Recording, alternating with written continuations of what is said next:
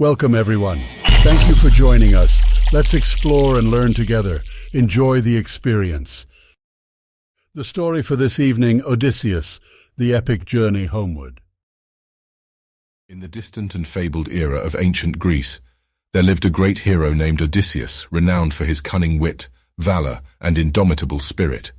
He was the king of Ithaca, a small but mighty island kingdom, and his name was spoken with reverence in every corner of the land. Odysseus had fought alongside his fellow Greeks in the epic Trojan War, a decade-long conflict that shook the foundations of the ancient world.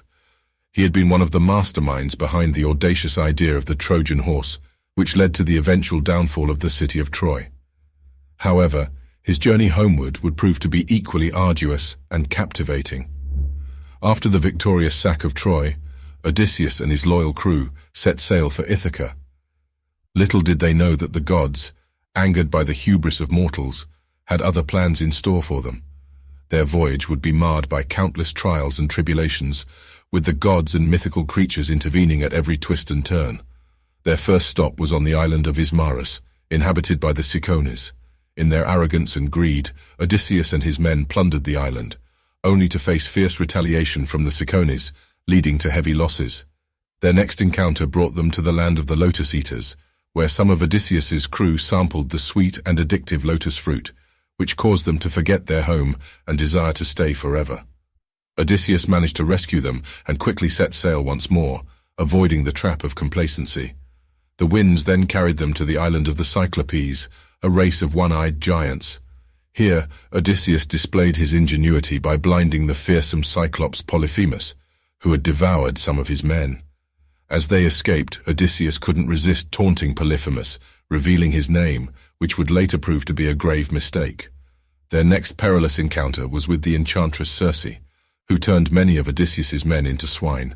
With the aid of the god Hermes and his own resilience, Odysseus managed to free his comrades and stayed with Circe for a year before setting sail once more. Following Circe's advice, Odysseus and his crew navigated their way through the treacherous waters of the Sirens, who lured sailors to their doom with their mesmerizing songs. Odysseus had his crew plug their ears with beeswax, and had himself tied to the mast so that he could hear the Sirens' song without succumbing to their allure. Next, they faced the deadly Scylla and Charybdis, a fearsome sea monster, and a monstrous whirlpool. In a heartbreaking decision, Odysseus chose to sail closer to Scylla, sacrificing a few men to save the rest from the perilous whirlpool. After surviving many more trials and temptations, Odysseus and his remaining crew reached the island of Thrinocia, home to the sacred cattle of the sun god Helios. Despite being warned by Circe and Tiresias, one of the blind prophets of the underworld, the crew gave in to their hunger and slaughtered the cattle, incurring the wrath of Helios. As they set sail once more, Zeus sent a terrible storm that destroyed Odysseus's ship and claimed the lives of all his remaining men, leaving him alone to drift on the sea. With the help of the sea nymph Calypso, he reached the island of Ogygia, where he remained stranded for 7 long years, longing for home and family. At last the gods intervened once more, and with the intervention of Hermes, Calypso released Odysseus, allowing him to build a raft and set sail towards his homeland Ithaca. However, Poseidon, the sea god, still held a grudge against Odysseus for blinding his son, the Cyclops Polyphemus, and conjured a fierce storm to test the hero's resolve. In a desperate struggle for survival, Odysseus clung to a makeshift raft for days, until he washed ashore on the island of Scheria, home to the Phaeacians. Here he was warmly welcomed by the king and queen, Alcinous and Arete.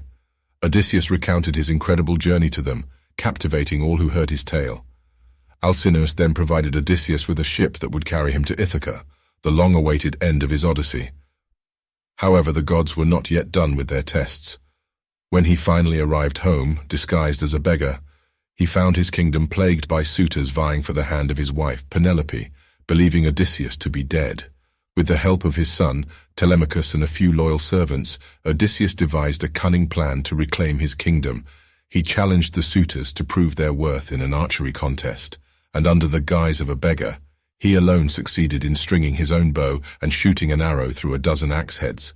Revealing his true identity, Odysseus and his loyal followers launched a ferocious assault on the suitors, avenging their disrespect and reclaiming his rightful place as the king of Ithaca. The gods, pleased with his resilience and humility, granted him peace and prosperity for the rest of his days. The tale of Odysseus became the stuff of legend, recounted by bards and poets for generations to come. It stood as a testament to the strength of the human spirit, the might of the gods, and the enduring power of home and love. And so the name of Odysseus became immortal, synonymous with the indomitable will to overcome adversity and find one's way back home. Thanks for watching. If you enjoyed my content, subscribe and share. And don't forget there are more stories to come.